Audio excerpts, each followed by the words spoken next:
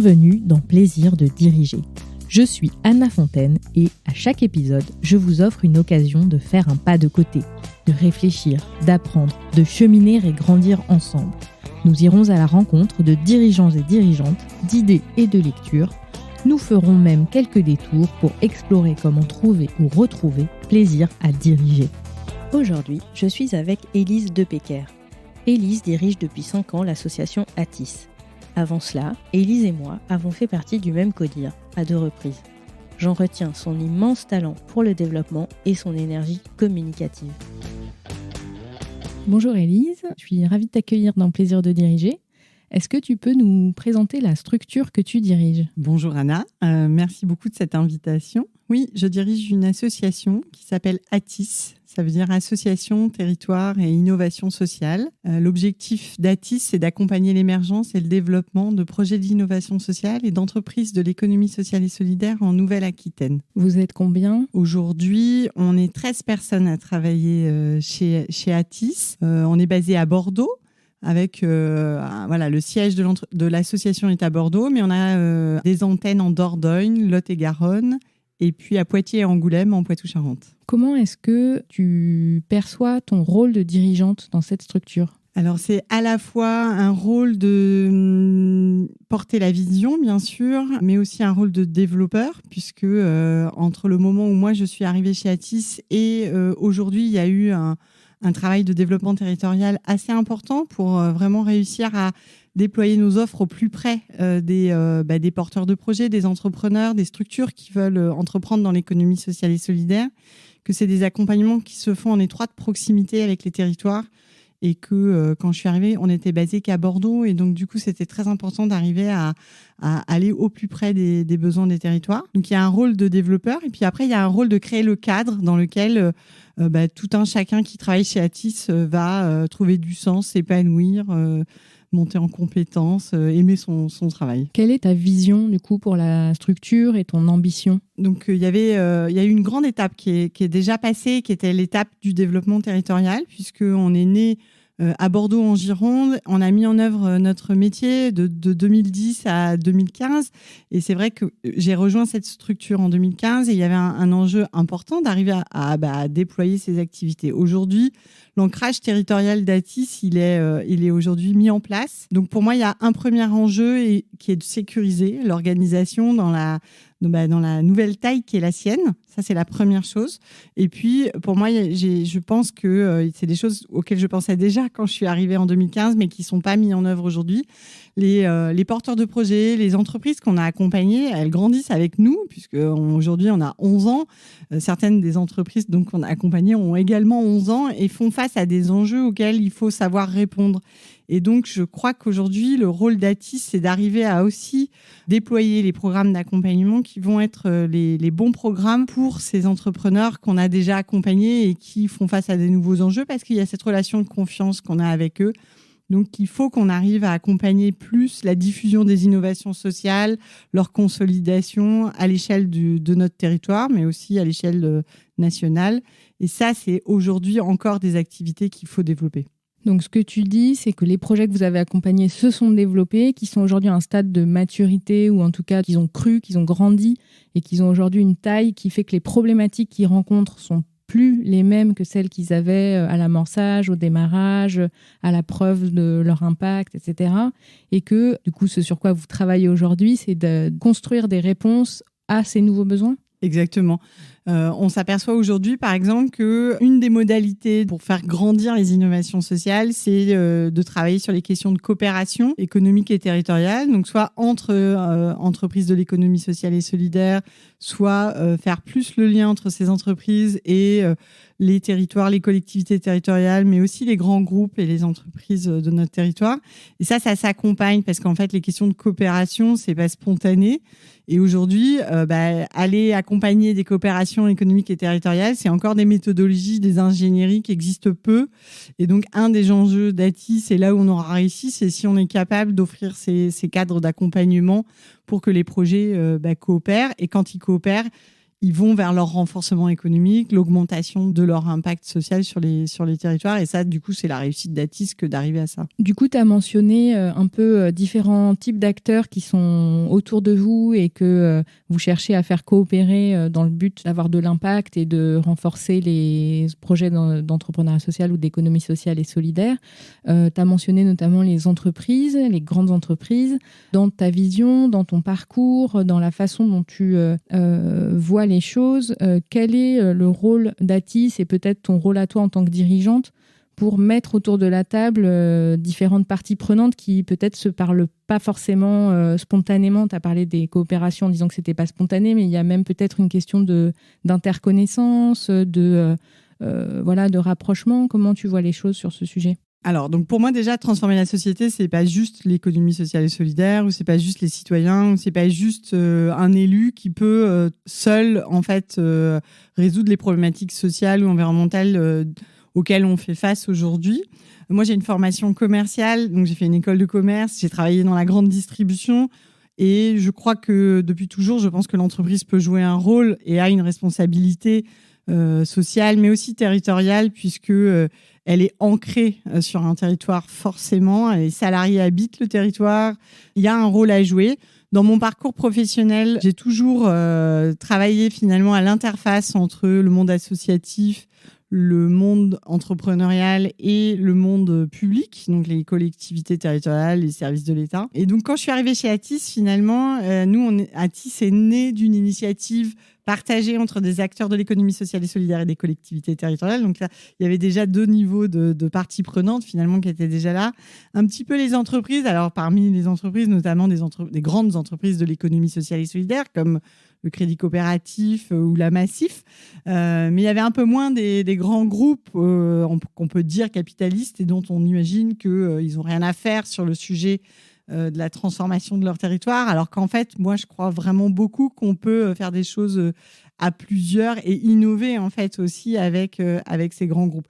Aujourd'hui, certains d'entre eux sont des parties prenantes d'Atis, sont partenaires maintenant depuis plusieurs années. Et avec eux, on fait émerger des nouveaux concept où on va aborder des filières émergentes sur lesquelles il est nécessaire d'être plusieurs pour réfléchir à ces sujets-là, comme par exemple le réemploi des matériaux du bâtiment.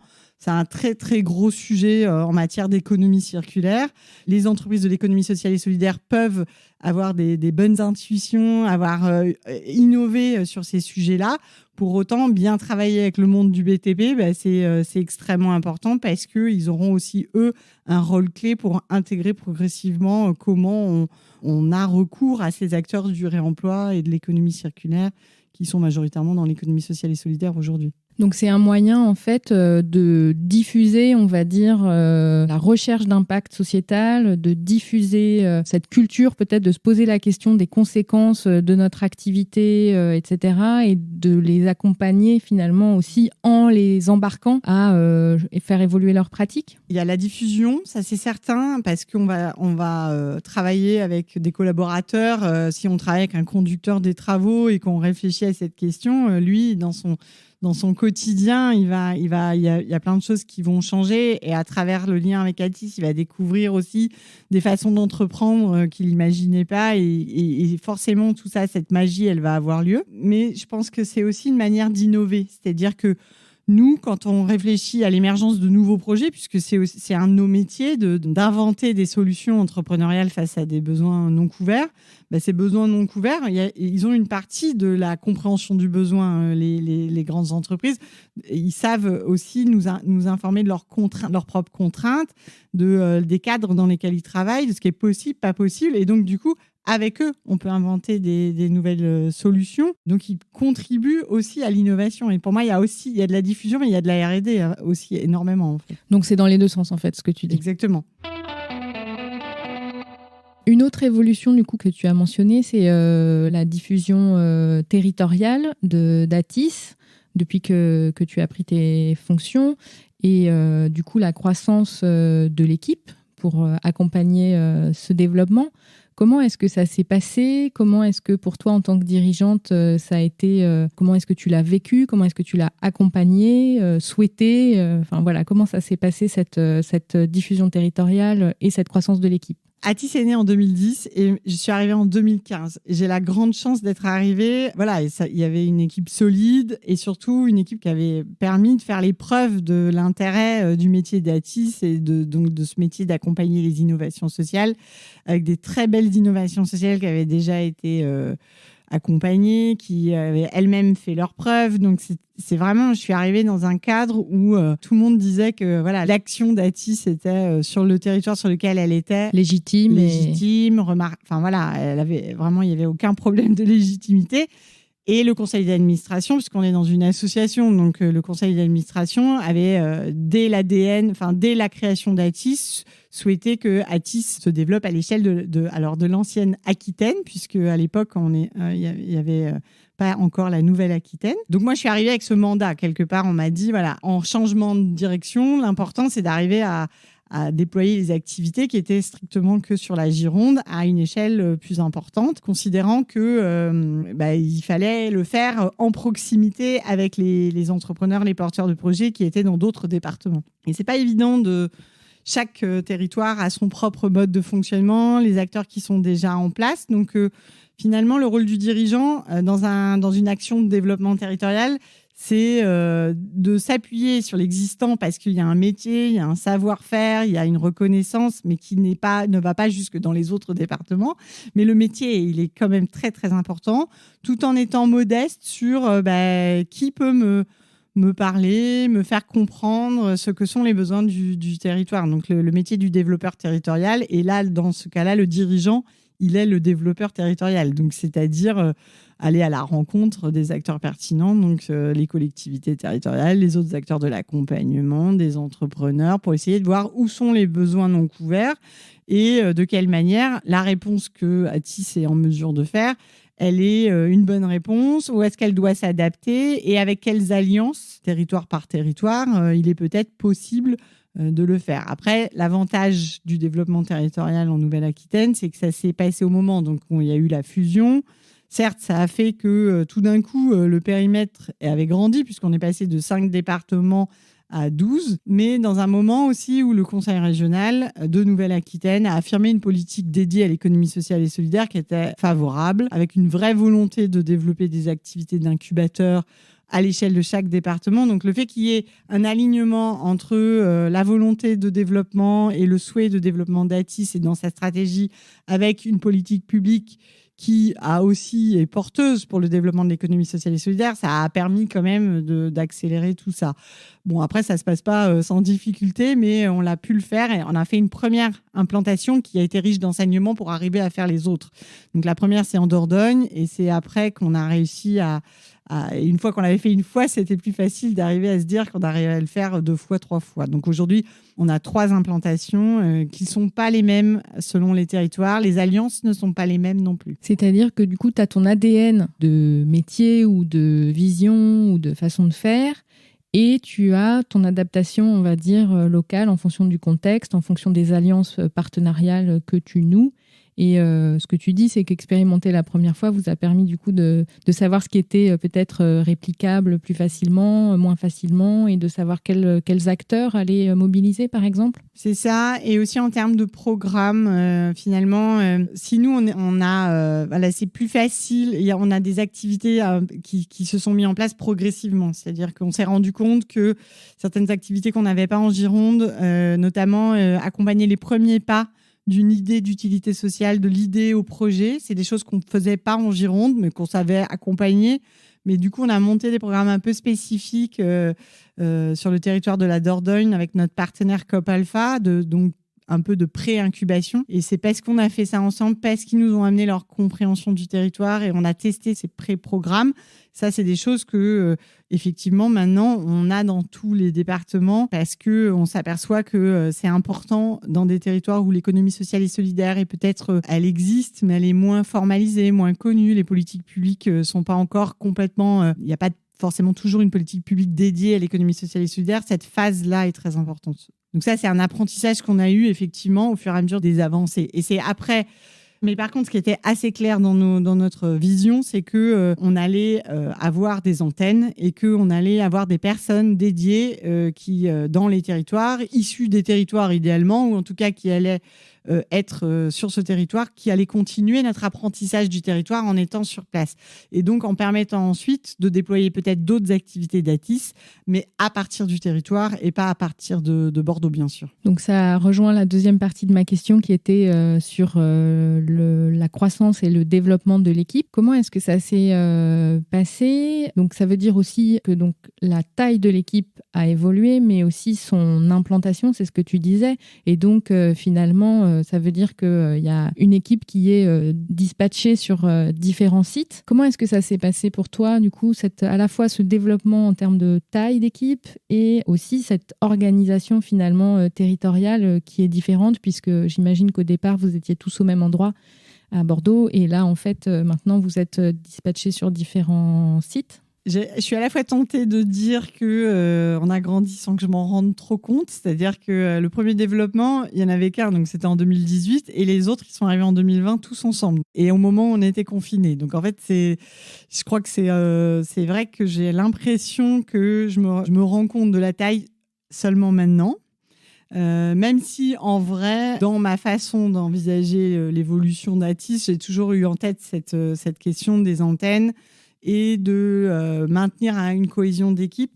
Donc, comment ça s'est passé ? Moi, j'ai été très présente aux côtés à chaque fois de la personne qui devenait finalement la personne implantée territorialement en Dordogne, en Lot-et-Garonne. Donc, je consacre beaucoup de temps à être au plus présente sur des choses sur lesquelles je suis plus du tout présente, par exemple en Gironde, sur des moments clés, on va dire, de la vie, des programmes, de l'antenne. Donc, par exemple, je vais dans les jurys des départements de Dordogne, mais je ne vais pas du tout dans les jurys en Gironde. Aujourd'hui, tout ça, ça roule, c'est complètement autonome. C'est une différence d'investissement, en fait, sur la partie, on va dire, activité. Et puis, surtout, c'est la manière d'animer l'équipe pour que tout le monde se sente concerné par le fait que, bah oui, Atis aujourd'hui est aussi en Dordogne, en Lot-et-Garonne, en Poitou-Charentes, et que du coup, on doit y être tous ensemble. Donc, c'est comment les programmes de Gironde, ils sont pas juste en Gironde, et ils ont bien conscience qu'il y a un développement. Donc, s'il y a un événement en Dordogne, on y va. On vient à 2-3 et on est là juste pour être là, mais pour un peu prendre conscience que ces territoires existent. Et puis, je pense que ce qui s'est accéléré quand même, c'est quand on a eu un deuxième territoire, finalement, ceux qui n'étaient pas à Bordeaux, ils étaient plus nombreux. Et du coup, comme ils sont plus nombreux, c'est plus facile aussi qu'ils ne soient pas un isolé oublié dans un département, mais bien une partie prenante de l'équipe. Et puis, il y a des choses qui se sont passées, par exemple, entre la Dordogne et le Lot-et-Garonne. Les deux chargés de mission, ils organisent ensemble des formations pour leurs entrepreneurs. Ils ont des profils d'entrepreneurs aussi qui sont plus similaires, donc ils s'apportent mutuellement. Et donc moi, mon rôle de dirigeante, c'est d'encourager ça, bien sûr, c'est de faire en sorte que ça soit possible, c'est d'être celle qui porte la vision régionale et qu'on n'oublie jamais qu'on est à plusieurs endroits, en fait. Tu parlais aussi du cadre dans ta perception du rôle de dirigeant, du cadre et donc du bon fonctionnement de l'équipe. Quelle place ça prend dans ton quotidien, en quelque sorte ? Comment tu intègres cette dimension-là ? Enfin, dans ton quotidien, c'est peut-être pas la bonne échelle, mais comment tu le prends en compte ? Comment ça infuse, on va dire, dans ta prise de décision, dans les orientations que tu prends ? Est-ce que c'est un point d'attention particulier ? Est-ce que c'est consubstantiel de l'ensemble des façons de faire qui sont les tiennes ? Quelle place ça prend ? Alors, la vie d'équipe, ça prend beaucoup de place parce qu'en fait, pour moi, c'est eux qui font le job d'Atis. En fait, moi, je ne suis que la facilitatrice. Je fais en sorte que tout ça, ça existe, que ça soit solide financièrement, que on puisse réaliser sa mission le plus sereinement possible. Donc, en fait, penser l'équipe, le bien-être de l'équipe, la fluidité dans nos échanges, dans nos rapports, c'est mon quotidien en réalité. Même si après, j'ai aussi un quotidien qui est la relation avec mes partenaires, avec mon budget. Mais c'est vrai que ça, c'est très important. Si quelqu'un de l'équipe vit, on sait qu'il va vivre un moment un peu important dans ses activités, dans son programme, ou même à titre personnel, c'est m'assurer que tout le monde ne l'oublie pas et qu'on soit bien en attention, en bienveillance avec tout le monde. Donc ça, c'est très important dans ma manière de fonctionner. Oui. Tu disais aussi que tu es arrivé 5 ans après la création d'Atis, sauf erreur de ma part, après un des cofondateurs qui en était le dirigeant jusqu'à ce que tu arrives.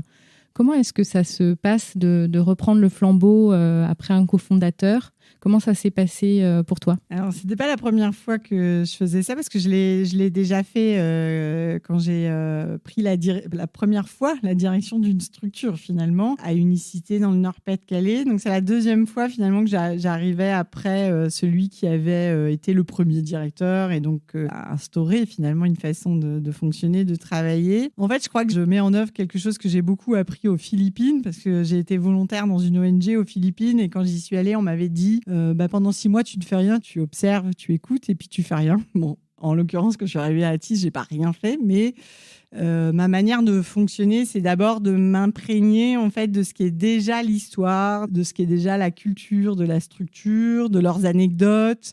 Aujourd'hui, je suis capable de raconter des anecdotes de la période à laquelle j'ai pas assisté parce que finalement, je me suis saisie de cette histoire qui est une jolie histoire en plus. Donc, c'est sympa d'arriver dans une équipe comme ça. Et ça, c'est la première chose que je crois que j'ai fait. Et après, j'ai installé des choses qui sont propres à moi. Et qui peut-être tout doucement ont été évidentes parce que finalement c'était aussi ça dont les équipes avaient envie et besoin. Je crois que la période précédente c'était une période très orientée sur la qualité de production et que moi j'ai été recrutée pas pour produire moi-même mais plutôt pour faire en sorte que tout ça se poursuive dans un cadre le plus aisé pour tout le monde. Donc par exemple, il n'y avait pas de séminaire d'équipe. Aujourd'hui, il y a un séminaire d'équipe dans lequel on peut partager une vision, décider ensemble un peu ce que sera l'avenir d'Atis. Dans tout ce que je mets en œuvre, il y a énormément d'échanges avec les équipes. On est une association, mais dans bon nombre de décisions, on fonctionne aussi comme pourrait fonctionner une coopérative, une SCOP, et où je partage énormément les questions qui se posent. Et ensemble, on construit des bouts de réponse qu'après, on présente à notre conseil d'administration ou qu'on échange ensuite avec le conseil d'administration. Qu'est-ce que ça apporte de faire comme ça, de manière finalement collégiale, coopérative ? Qu'est-ce que tu en tires ? Qu'est-ce que la structure en tire ? C'est à la fois une manière de cheminer parce que finalement on n'est pas obligé de tout décider dans l'instant. Ça permet de croiser plusieurs regards. Ça enrichit du coup finalement la question qu'on se pose. On finit par avoir des réponses très différentes. Partager comme ça une réflexion mais collectivement sur une façon d'envisager, par exemple, un nouveau programme, ça va permettre vraiment d'enrichir effectivement la perspective. Ça va permettre d'imaginer des choses qu'on n'aurait pas imaginées, de voir peut-être des difficultés à venir qu'on n'aurait pas. Et donc, le dirigeant lui-même, il est soutenu, en fait, dans son projet. Le jour où on met en œuvre, c'est plus facile d'avoir la mobilisation de tous parce qu'on a partagé. Ça permet aussi de dire à certains moments beaucoup plus aisément sur ce sujet-là, comment on va évoluer, j'en sais rien. En fait, je ne sais pas. Parce que, en fait, je pense qu'en tant que dirigeant, c'est pas vrai. On n'a jamais toutes les réponses, au contraire. Et puis, d'être transparent aussi sur certaines difficultés qui pourraient advenir. Du coup, on est plus solide, on est moins seul, en fait. Ça te permet, oui, d'avoir des appuis, en quelque sorte, et un partage à la fois de la charge, si on peut dire ça, et de la responsabilité, même si, in fine, c'est toi qui décides. Oui, alors après, je décide pas seule parce qu'il y a quand même un conseil d'administration. Et donc, il y a plein de niveaux de décision. Il y a les très grandes décisions, il y a les mini-décisions et les moyennes décisions. Mais oui, en tout cas, je décide en m'assurant que collectivement, on est assez d'accord avec la décision. Et ça permet aussi parfois d'envisager, d'expérimenter des choses. C'est-à-dire que parfois, on n'a pas complètement on ne sait pas exactement comment on va avancer ou fonctionner et assez vite d'avoir partagé, ça permet de se dire bon ok, on n'est pas complètement au clair sur tous les paramètres de cette évolution-là.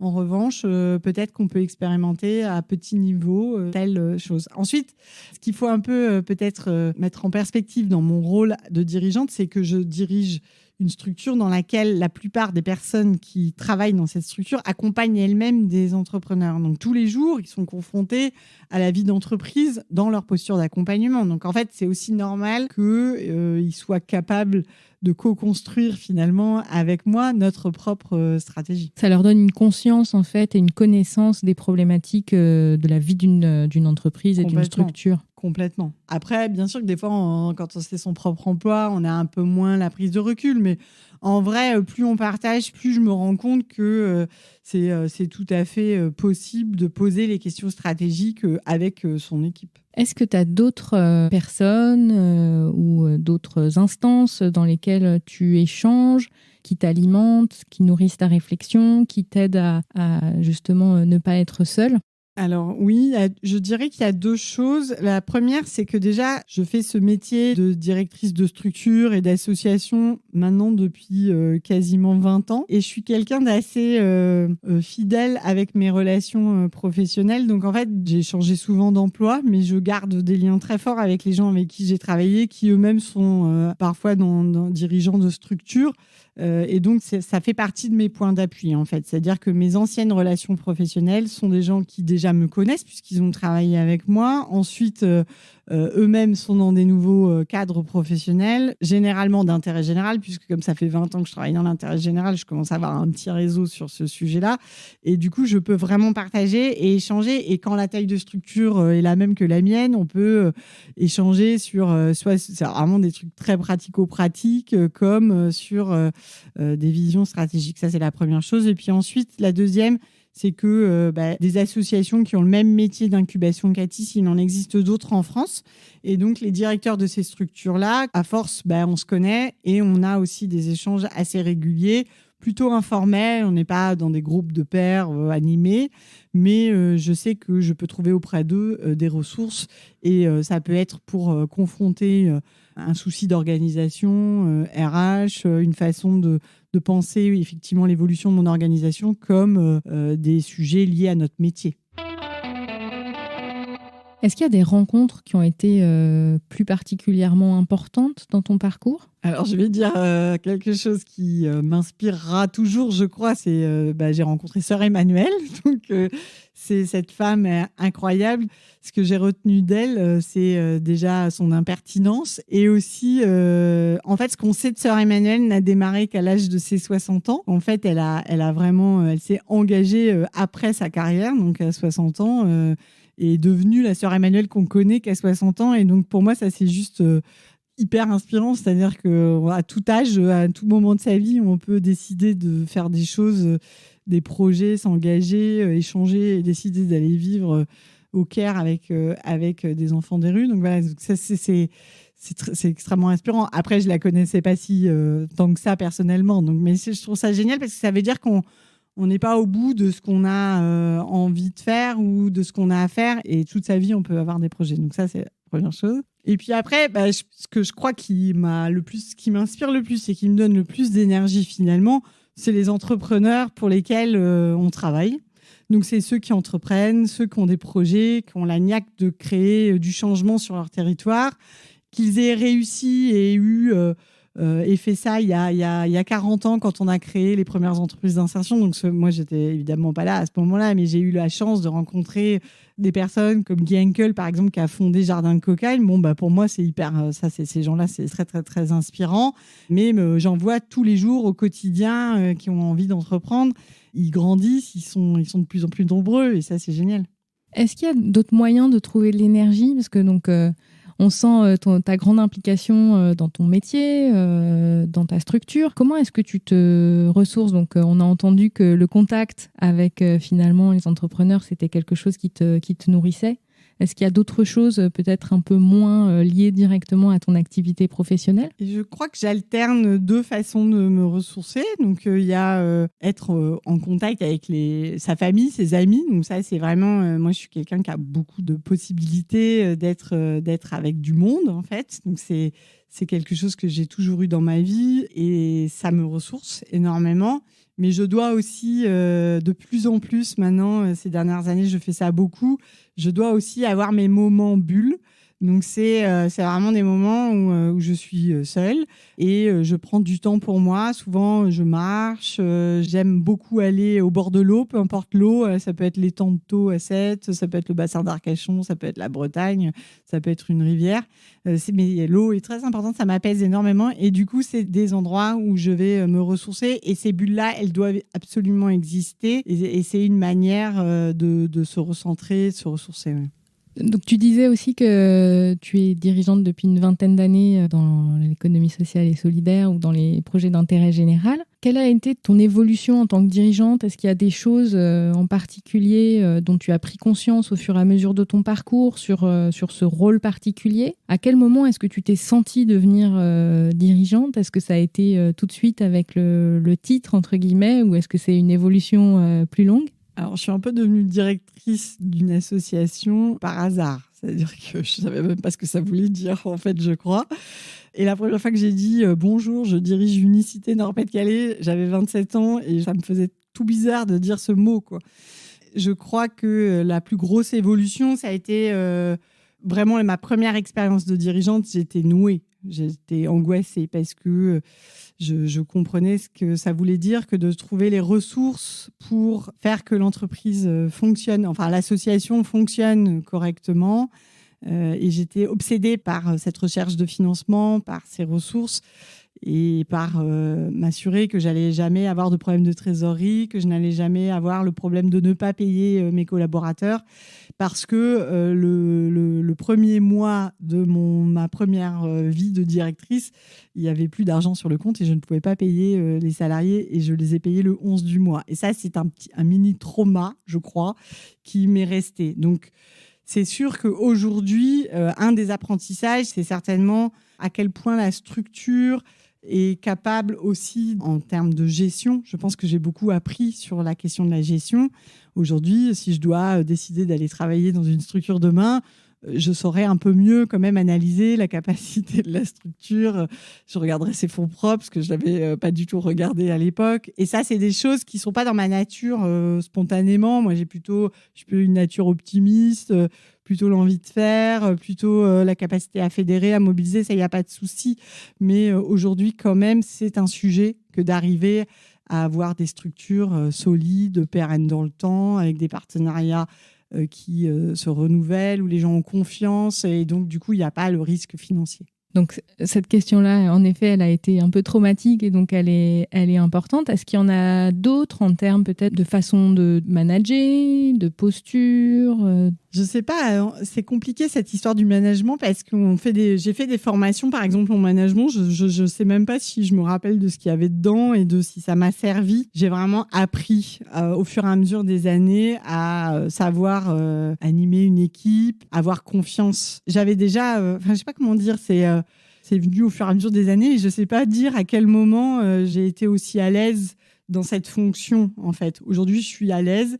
En revanche, je reste à l'aise dans des petites tailles de structure. Donc, c'est vrai que je crois que ce que j'aime dans la taille de la structure, c'est la liberté. J'ai envie de décider qu'on sort du Covid et il faut absolument faire une journée au vert. Et cette journée au vert, ce sera une journée à vélo. Et ça, il ne faut pas qu'on puisse m'empêcher de faire ça. Donc, la taille de la structure et ma capacité à décider que là, ensemble, on break.